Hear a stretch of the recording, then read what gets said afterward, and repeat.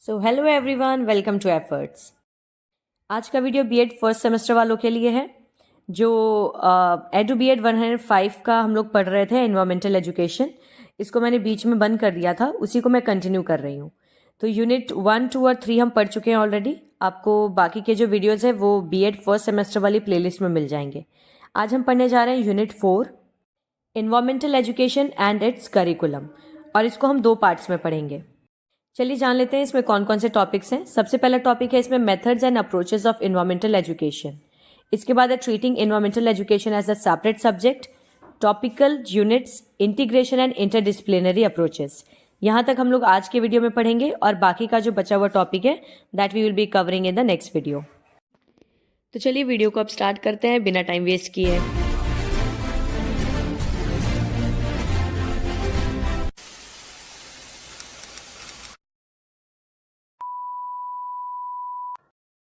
Methods and approaches of environmental education, यानी पर्यावरण शिक्षा के तरीके और इसके दृष्टिकोण।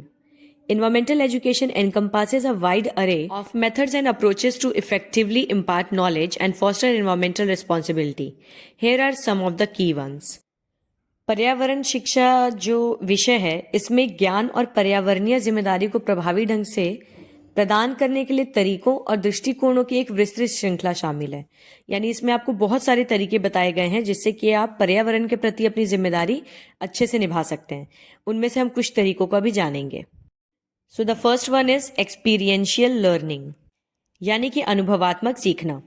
Nature walks and field trips, direct interaction with nature through hikes, visits to parks, forest और nature centres allows for first-hand observation and appreciation of ecosystems. Experiential learning का मतलब होता है अनुभव के जरिए सीखना। तो अब पर्यावरण के बारे में आप अनुभव से कैसे सिखा सकते हैं बच्चों को? इसका सबसे अच्छा तरीका है नेचर वॉक या फिर फील्ड ट्रिप।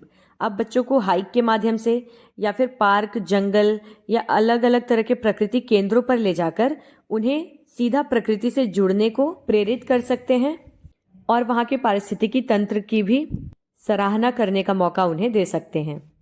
एक्सपीरियंशियल लर्निंग का ही दूसरा तरीका है outdoor activities. Activities like camping, gardening, bird watching and wild life observation promote a deeper connection with the environment. किसी फील्ड ट्रिप पे ले जाने के अलावा दूसरा तरीका है बाहरी गतिविधियां, यानी आप बच्चों को कैंपिंग या फिर जो पहाड़ चढ़ना हो गया, बागवानी करना, गार्डनिंग जिसको हम कहते हैं, या फिर बर्ड वॉचिंग जिसमें कि अलग अलग तरह के पशु पक्षी इन सबको देखा जाता है बैठ के। इस तरह की एक्टिविटीज बच्चों से आप कराकर पर्यावरण के साथ उनका एक गहरा संबंध विकसित कर सकते हैं। एक्सपीरियंशियल लर्निंग के बाद दूसरा तरीका है इंक्वायरी बेस्ड लर्निंग, यानी पूछताछ आधारित सीखना। इसमें सबसे पहला आता है problem based learning. Students investigate real world environmental issues, analyse data and develop solutions, promoting critical thinking and problem solving skills. समस्या आधारित शिक्षण, इसका मतलब क्या है कि इसमें छात्र वास्तविक दुनिया के पर्यावरणीय मुद्दों की जांच कर सकते हैं, उसके डेटा का विश्लेषण कर सकते हैं और समाधान विकसित करते हैं, जिससे कि उनके अंदर महत्वपूर्ण सोच और समस्या समाधान कौशल विकसित होता है। Next is project based learning. Students undertake in depth projects on topics like water conservation, recycling और renewable energy, integrating knowledge and skills across different subjects. Project आधारित लर्निंग क्या होती है? इसमें छात्र जल संरक्षण, रिसाइकलिंग या फिर नवीनीकरण ऊर्जा जैसे विषयों पर गहन परियोजनाएं करते हैं और विभिन्न विषयों में ज्ञान और कौशल को एकीकृत करते हैं।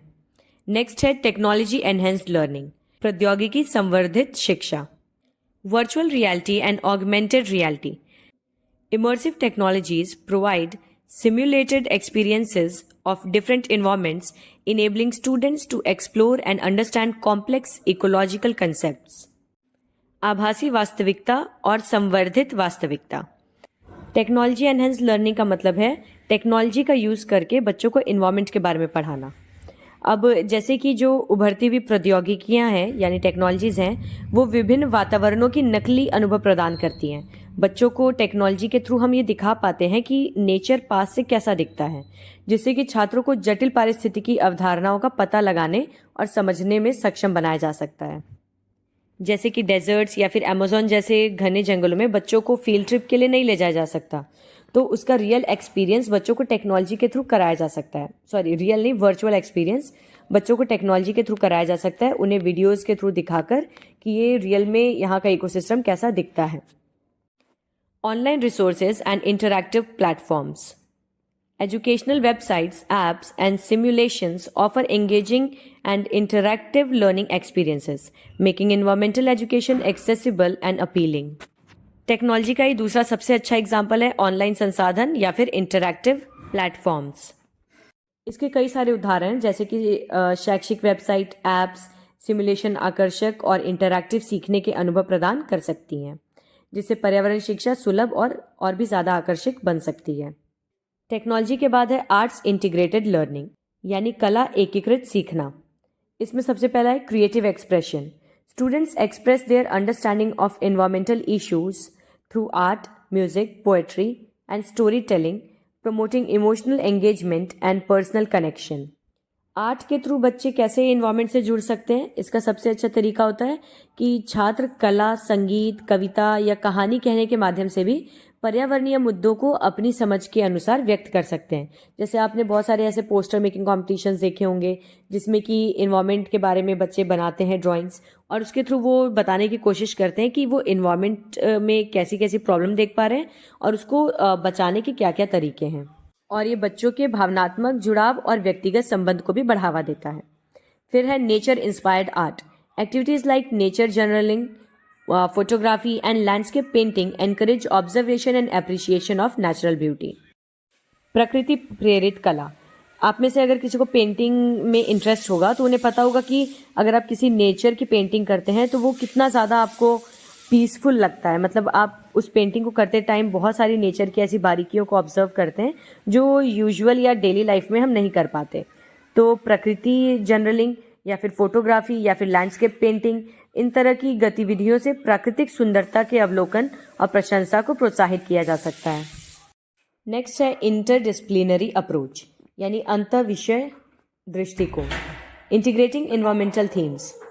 Environmental education can be integrated into various subjects like science, social science, language arts, and even mathematics, providing a holistic understanding of environmental issues. बहुत ही इंपॉर्टेंट टर्म है इंटरडिसिप्लिनरी। इंटरडिसिप्लिनरी यानी अंतर विषय, जिसका मतलब होता है कि कई सारे विषयों को आपस में जोड़कर पढ़ना, यानी एक विषय को दूसरे विषय से रिलेट करना। तो पर्यावरण विषयों को एकीकृत करने का मतलब है कि पर्यावरणीय शिक्षा को विज्ञान, सामाजिक अध्ययन, भाषा, कला और यहाँ तक कि गणित जैसे विभिन्न विषयों से भी जोड़कर सीखना। तो इसमें बेसिकली आप एग्जाम्पल दे देंगे अलग अलग सब्जेक्ट्स का जिनको आप इन्वायरमेंट से रिलेट करके बच्चों को पढ़ा सकते हैं। नेक्स्ट टॉपिक है environmental education as a separate subject, यानी एक अलग विषय के रूप में पर्यावरण शिक्षा। इसमें हमें ये डिस्कस करना है कि अगर हम इन्वायरमेंटल एजुकेशन को एक सेपरेट सब्जेक्ट के रूप में पढ़ाते हैं तो इसके क्या फ़ायदे और क्या नुकसान हैं। तो सबसे पहले हम इसके प्रॉस यानी कि पक्ष जान लेते हैं। Dedicated focus. It allows for in depth exploration of environmental concepts, issues and solutions. अगर हम पर्यावरण शिक्षा को एक अलग विषय के रूप में पढ़ाते हैं तो इससे सारा फोकस या डेडिकेटेड फोकस जो है वो इन्वायरमेंट की तरफ जाएगा, जिससे कि पर्यावरणीय अवधारणाओं, मुद्दों और समाधानों पर गहन चिंतन किया जा सकता है। नेक्स्ट है specialised curriculum. Enables the development of a comprehensive and structured learning experience. इससे एक विशेष पाठ्यक्रम बनाया जा सकता है जो कि एक व्यापक और संरचित सीखने के अनुभव के विकास में भी सक्षम हो। Qualified teachers facilitates the hiring of educators with expertise in environmental science and education. एक योग्य शिक्षक। इसे एक अलग विषय के रूप में पढ़ाने से क्या होगा कि सिर्फ ऐसे ही शिक्षकों का चयन किया जाएगा जिनके पास पर्यावरण विज्ञान या फिर पर्यावरण शिक्षा में विशेषज्ञता हो या फिर विशेष ज्ञान हो। Student engagement can foster a deeper interest and passion for environmental issues, यानी छात्र की भागीदारी। देख रहे हैं स्टूडेंट एंगेजमेंट का ट्रांसलेशन क्या किया गया है, छात्र सगाई। देखिए यहाँ पे छात्र प्रतिभागिता होगा, करेक्ट कर लीजिएगा प्लीज़। इसे अलग विषय के रूप में पढ़ाने से हम पर्यावरणीय मुद्दों के लिए एक गहरी रुचि और जुनून बच्चों के अंदर पैदा कर सकते हैं।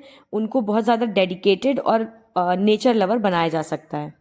अब इसके कॉन्स जान लेते हैं, यानी विपक्ष। इसके क्या नुकसान हैं।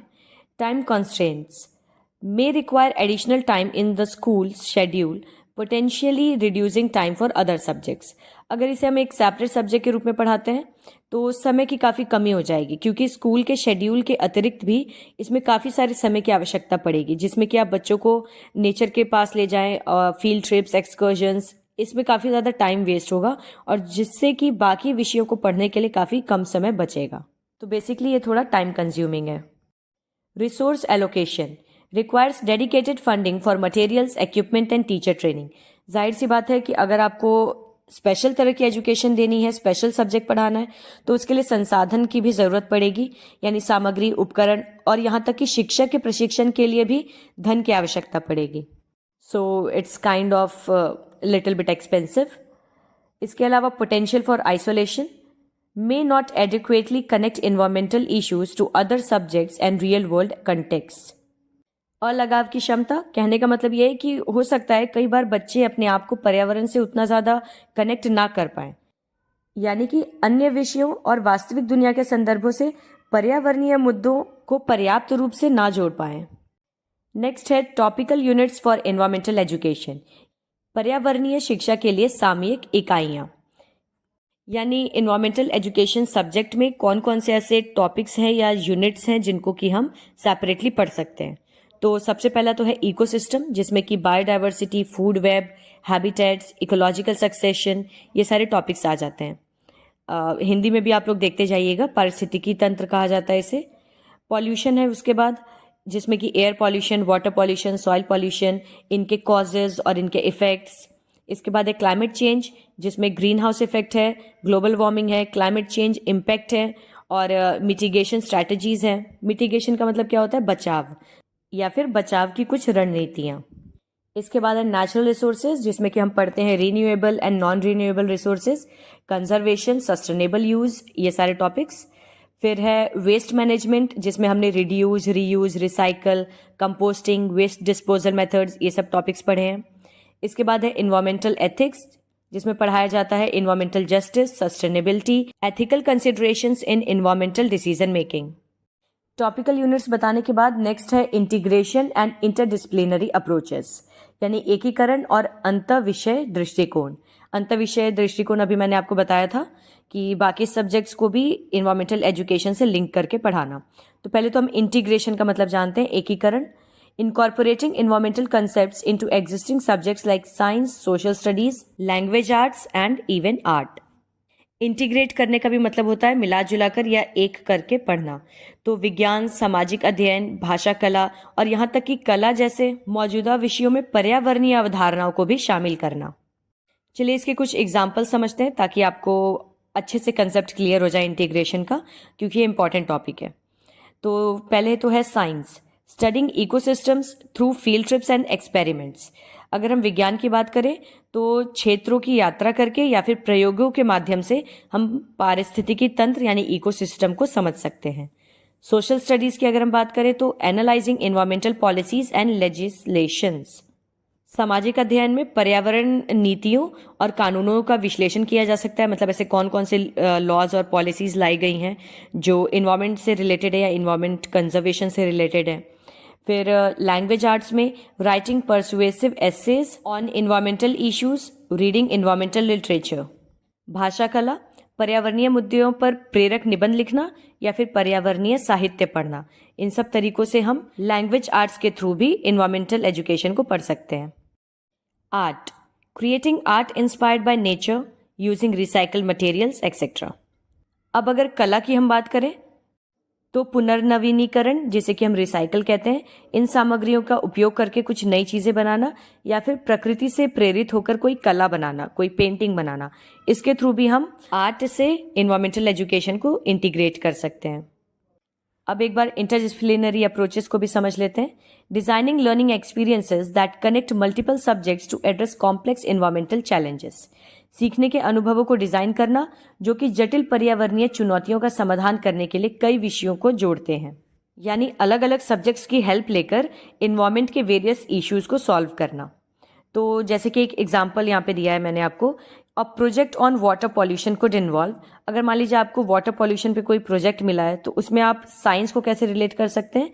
Science investigating water quality and identifying pollutants. तो साइंस सब्जेक्ट में हमें बताया जाता है ना कि वाटर के पॉल्यूटेंट्स क्या हैं, तो आप वहाँ से रिलेट कर सकते हैं कि विज्ञान में पानी की गुणवत्ता की जांच करना और उसके अलावा प्रदूषकों को पहचानना। सोशल स्टडीज़ में researching local water regulations and policies. देखिए, पहली चीज़ जहाँ भी सोशल स्टडीज़ लिखा है प्लीज़ आप लोग उसको सोशल साइंस कर लीजिएगा। तो सामाजिक विज्ञान में क्या है कि स्थानीय जल नियमों और नीतियों का शोध करना, यानी हमारे आसपास या हमारी सरकार के द्वारा जो भी जल से संबंधित नियम और कानून बनाए गए हैं उनके बारे में पता लगाना। फिर है maths, analysing data on water usage and pollution levels. गणित, पानी के उपयोग और प्रदूषण के स्तर पर डेटा का विश्लेषण करना, जैसे बार ग्राफ और अलग अलग तरह के पाई चार्ट बनाते हैं मैथ्स में, उनका यूज़ करके जो वाटर का क्वांटिटी है या वाटर के पॉल्यूशन है उसको डिटेक्ट करना, उसको एनालाइज करना और रिप्रेजेंट करना। Then again we have writing reports and presenting findings to the community, यानी भाषा कला में क्या हम चाहें तो रिपोर्ट लिख सकते हैं और समुदाय को निष्कर्ष प्रस्तुत कर सकते हैं कि हमने पूरे इस वाटर पॉल्यूशन के प्रोजेक्ट में क्या चीज़ें समझी या जानी। Benefits of integration and interdisciplinary approaches, यानी कि एकीकरण और अंतः विषय दृष्टिकोण के लाभ क्या हैं। Real world relevance connects learning to real world issues and challenges. वास्तविक दुनिया की प्रासंगिकता, इसका मतलब यह है कि वास्तविक दुनिया के मुद्दों और चुनौतियों से सीखने को जोड़ता है ये। Deeper understanding provides a more holistic and comprehensive understanding of environmental issues. ये पर्यावरणीय मुद्दों की अधिक समग्र और व्यापक समझ पैदा करता है, बच्चों को और ज़्यादा अच्छे से समझाता है कि पर्यावरण मुद्दे किस तरह से बढ़ते जा रहे हैं और उनको किस तरह से हल किया जाना चाहिए। Enhanced engagement makes learning more interesting and motivating for students. इसमें संवर्धित भागीदारी यानी छात्रों के लिए अधिक रोचक और सीखने को और ज़्यादा प्रेरक बनाता है, जिससे कि छात्र बहुत ज़्यादा इसमें भागीदारी लेते हैं। Development of critical thinking skills encourages students to think critically, analyse information and solve problems. ये महत्वपूर्ण सोच कौशल का विकास करता है। ये छात्रों को गंभीर रूप से सोचने, जानकारी का विश्लेषण करने और समस्याओं को भी हल करने में प्रोत्साहित करता है। तो ओवरऑल कंक्लूजन क्या है इसका? By effectively integrating environmental education into the curriculum, we can empower students to become environmentally literate and responsible citizens who are equipped to address the environmental challenges of the future. तो पर्यावरण शिक्षा को प्रभावी ढंग से अगर हम पाठ्यक्रम में एकीकृत कर दे रहे हैं तो इससे हम छात्रों को पर्यावरणीय रूप से साक्षर और जिम्मेदार नागरिक बनाने के लिए सशक्त बना सकते हैं, जो कि भविष्य में पर्यावरणीय चुनौतियों का समाधान करने के लिए सुसज्जित रहेंगे। So that is it for this video. मिलती हूँ अब आपसे अगले वीडियो के साथ, और तब तक आप इस वीडियो को अच्छे से पढ़ लीजिए। और हाँ, please like the video if you really liked it, share it because sharing is caring, और प्लीज़ सब्सक्राइब कर दीजिए क्योंकि सब्सक्रिप्शन बिल्कुल फ्री है।